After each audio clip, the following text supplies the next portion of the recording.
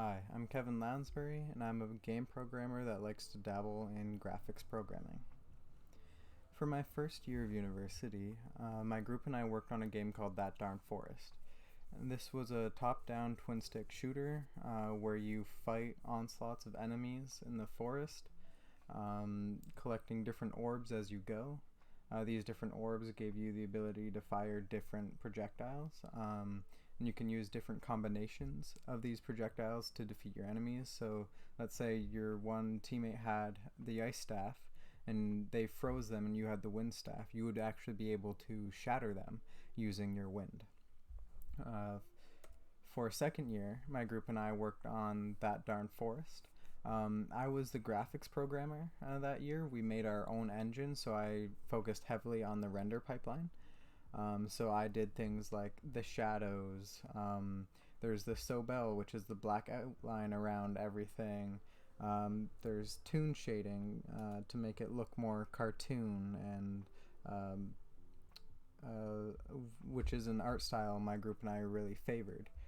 And then in this game, once you collect enough acorns, you go nuts, which is our beast mode here. And that's another post-processing effect that happened was when the beast mode squirrel ran, you can see the screen shake every time he hits the ground.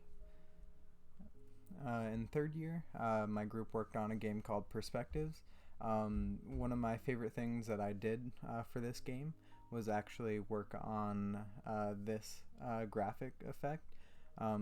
So basically what I did was deconstructed every shape into its individual triangles so that I was able to move them separate from the rest of itself, and then that way I could make it look like things were building, like the entire level just would build itself when the game loaded, or this little bridge here just slowly rose from the ground and built itself.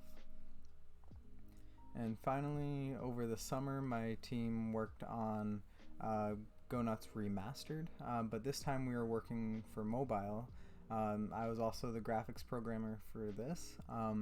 So for mobile rendering, the pipeline is very different, and we couldn't do the Sobel effect and cell shading like we did for our second year game, but we really liked that look.